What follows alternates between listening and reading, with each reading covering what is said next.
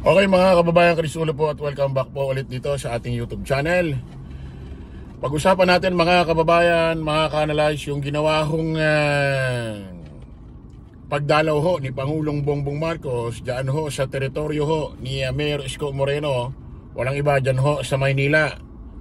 Dinalaw ho ni Pangulong Bongbong Marcos ang mga proyekto ni Mayor Isko Moreno dyan sa Maynila, dyan ho sa Baseco mga kababayan.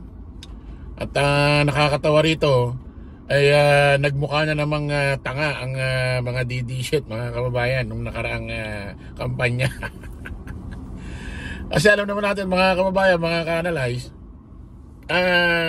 alam naman natin na feeling ng mga DD-shit, mga DDS, itong si Mayor Isko Moreno against sa administrasyong Marcos at pro Duterte. Katunayan, nung panahon ho ng kampanya ng 2025, ito hong si VP Inday Sara Duterte, dumayo pa dyan. Ha? Dyan ho sa Maynila. Oh, kasama niya pa ho si Mayor Isko Moreno. So, feeling ho ng mga DD-shit ay kampe itong si Mayor Isko Moreno dito sa mga Duterte at against sa administrasyong Marcos. Kasi nga mga kababayan, aminin natin, itong mga Duterte, itong grupo ho ng mga DD-shit, talagang nagagamit ho ito ng mga iba't ibang mga politiko na kung saan, especially pagkakampanya, para makakuha ho ng boto. Kasi nga itong Duterte, especially ho si Digong, ano ho ito, pigang-piga. Pigang-piga ho ito, gamit na gamit ho sa politika. O syempre, alam naman natin kapag ang isang politiko medyo parang ang dating kumakampi sa administrasyon Duterte, ay gagawin ng mga DD-shit, ng mga DDS, iboboto agad nila sa kampanya. O ito mga kababayan, basahin ho natin. Ang San Lazaro Residence ay magiging tahanan ng 382 pamilyang binuo ng mga kawani ng gobyerno, health workers, at mga residente ng Maynila na walang sariling lupa o tirahan.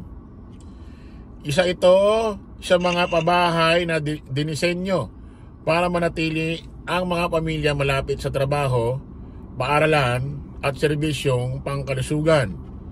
Hindi na kailangan pang lumayo para magkaroon ng maayos at abot kayang tirahan. Ayan Poso ito mismo sa social media account ni Pangulong Bongbong Marcos. Napakaswerte kasi kadalasan ang mga pabahay malalayo, no? Malalayo ho. Naririnig natin po Bulacan, Cavite.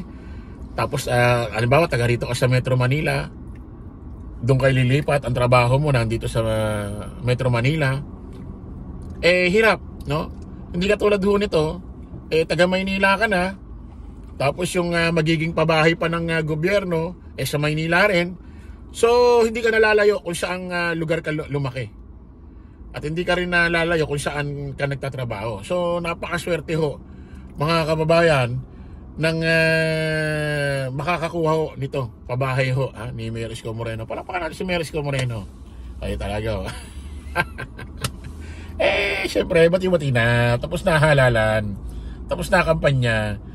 O ito mga kababayan, napabilib ho si Pangulong Bongbong Marcos nung dumalaw ho dyan sa Baseco at dinalaw ho itong mga proyekto ho ni Mayor Isko Moreno para sa mga kababayan ho nating kapuspalad para magkaroon ho ng sariling tahanan. Pakinggan natin si Pangulong Bongbong Marcos.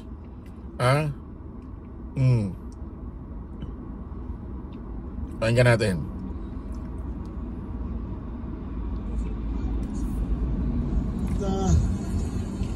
Patatagalin ko yung speech ko para mapilitan si Mayor magpakain.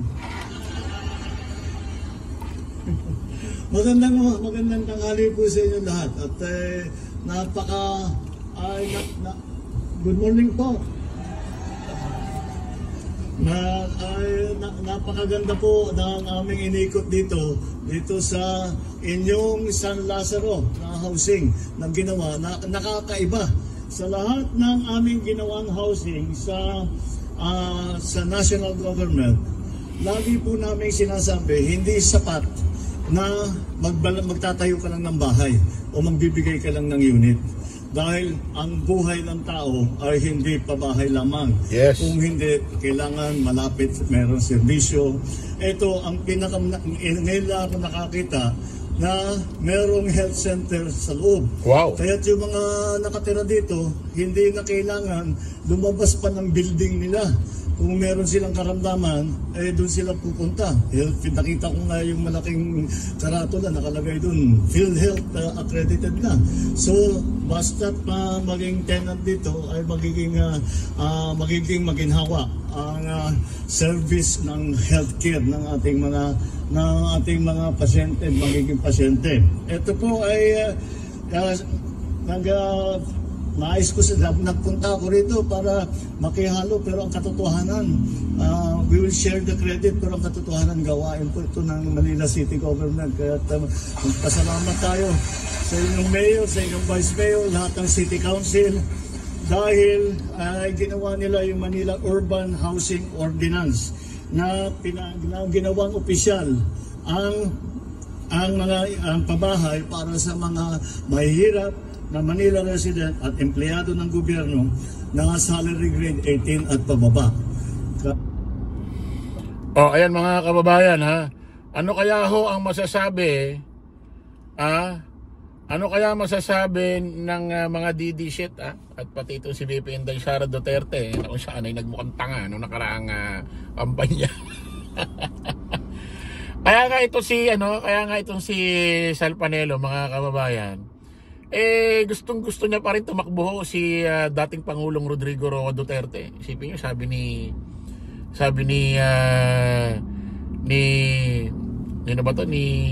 Sal Panelo, mag-mayor daw si Digong sa 2025. So, nag-apply ng mayor, tumakbo. At sa 2028, after ng kanyang isang term na pagka-mayor, vice president daw or magpresidente daw ulit, sabi ni Sal Panelo. Kasi pwede, kasi nakalaktaw na isa, may nakaupo ng isang presidente, parang nangyari kay Trump.